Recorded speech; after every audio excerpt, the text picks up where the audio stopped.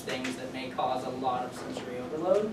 But yeah, that certainly does happen sometimes. What would you recommend, like, one of us, like, want to experience something like that? Like, what would you say the best thing to do over there? The best thing to do in a tantrum situation, we actually are going over that scenario in a little bit. So we can talk about it now. It's actually the best thing to do in that situation would be to get Aaron or get someone who has more experience. Clients usually do have a caregiver with them, so they're it usually doesn't escalate to that right away. There's signs, there's warning signs. Oh, this person's in distress. There, maybe some noises, behaviors. Like, I've never seen this happen at the farm. I mean, it probably does happen once in a while, but we aren't totally equipped. We don't have extensive training. Would be to find Aaron, Right, and it usually happens when something in the plan or the routine doesn't go accordingly. But at the farms, we're usually sticking to a certain routine. So that's usually not going to happen. But I work with the Autism Society of North Carolina. I worked with them for 3 years, and I have many participants that I help out, and I'm in the community with on a regular basis. And so I've actually seen it in my work, but again, it's when something really random occurs that just kind of throws off the routine typically. So for the sake of time, we're just going to go through these. We were going to ask you all maybe what would you do, but we're just going to give you the answer. We did start a little bit late too. So the first scenario is a participant begins engaging in stimming or flapping behavior. What would you do? We briefly went over this. So if it's not harming themselves or someone else, just let them continue engaging in this behavior. Most of the time it's not dangerous, and then when it subsides or gets better, you can redirect them back to the task. It's perfectly fine as long as it's not harming themselves or anyone else. Right. So a participant seems completely unengaged or uninterested in interacting with you. What would you do?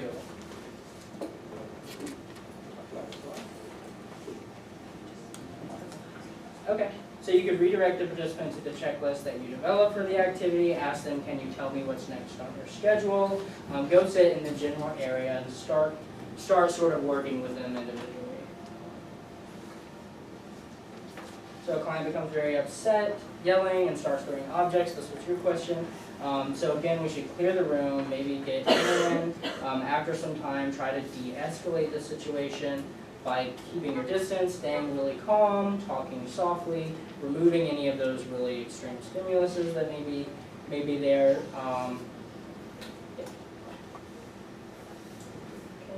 Clients do not want to participate in the activity planned for that time. So what would you do there?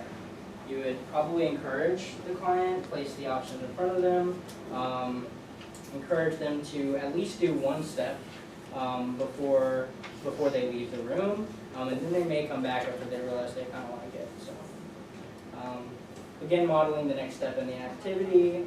Ask if they would be willing to take turns with you. That's a pretty good strategy. Create a visual on your notepad. Compromise by saying, if you do this, I can help you in this other way, or we can do this thing that you're interested in afterwards. I think someone suggested that earlier. Okay. Which of the following would be an appropriate way to speak to a person with autism? We talked about this in the beginning, and Mason again emphasized it. Slowly emphasizing key terms and points. Don't use like puns or idioms. That's just confusing.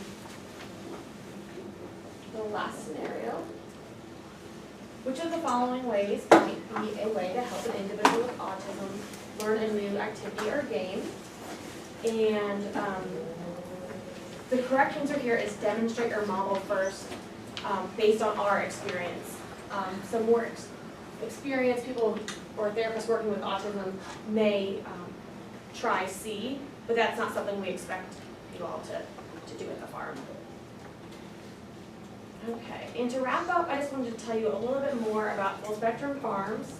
The background check, there's been a slight confusion about that. You only need a background check if you're working directly with the client and individually. And Aaron will probably let you know if you do need that. and email her before you do that. The link for the background check is through Western, and it's on your handout. It's $18.50 for an initial, and some programs already require it, like I know we have to get it already. And then a re-evaluation is, I think, $8 or $9. But before you do it, check. I mean, a lot of things in college require it anyway, so it's not that bad of a thing to have. It's not that expensive. Like I said, the farm manager's Erin McManus. She's really sweet. She's there about 20 hours a week, probably more. So the farm does have a lot of property, 34 acres. It was founded in 2002 to help clients with autism. Originally, it just served the adult population. A reason for that is public schools can provide a lot of support and structure for people with autism. So the adult population was really lacking resources in that socialization time, but now it's open to all ages, though the average age of the clients are our age, so it's really cool they can come and socialize with people their age. The farm teaches lifelong learning and living skills, and their long-term vision is to have more houses on the farm where clients can actually live and have full-time caretakers. And they have daily events, weekly events, and annual events. Okay. Everyone's welcome, any age. Like I said, it doesn't just serve adults with autism. Clients come and mainly socialize and interact is the main point of full spectrum farms, but also engage in skills they can learn maybe for employment or to help out around the house where they live through organic farming, craft, pottery, pet therapy, social interactions, and just trying new things in a safe and welcoming environment. And this is all free for clients. Okay, so this is just, we're just going to ask this question, you don't need to answer it, but with your new knowledge about autism, what do you think your role will be in working with participants at Full Spectrum Farms? That's something you all can think about. Again, I said Erin's open to all different kinds of ideas. Also maybe think if you have a special skill or hobby or event you could put on for the clients that would be appropriate to introduce to the farm. That's a quote that we liked. Yeah. And so this just speaks to the spectrum. You know, if you've met one person with autism, you've really only met one person with autism. They're all different, and they all should be respected, and we should be learning what they like any other person. Okay, so we have all these resources on your handouts. And these are our emails right here. You probably have them. They were on the flyers and probably emailed to you. Again, these are all on your handouts as well. Yeah. Our references.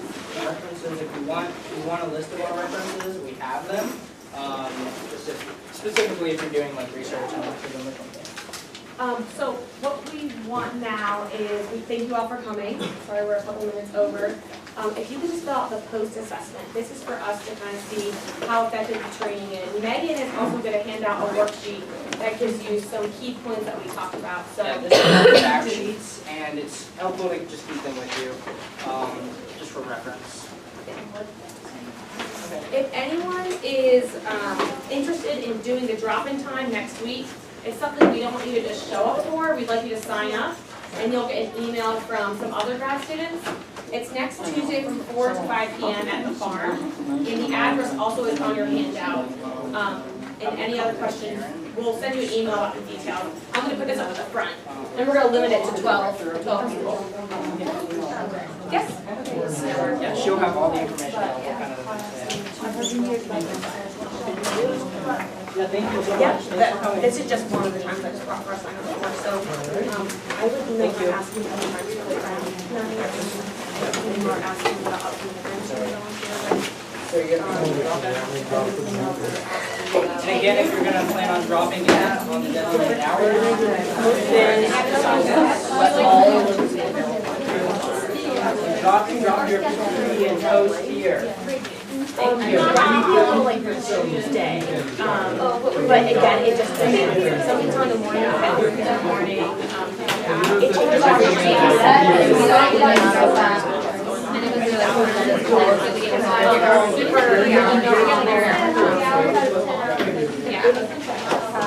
yeah, honestly, there's something, yeah. Yeah. We've been with each other. Yeah. Makes sense. You're welcome. We try to do it in our section, we try to do 7 years, and then. I was the lion. That's the only thing that I can think of.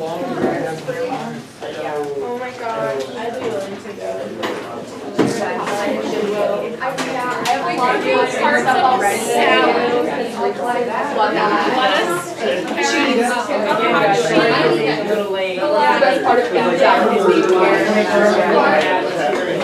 can definitely do that. Oh my god. I would be a cow. I'm gonna be a cow for like.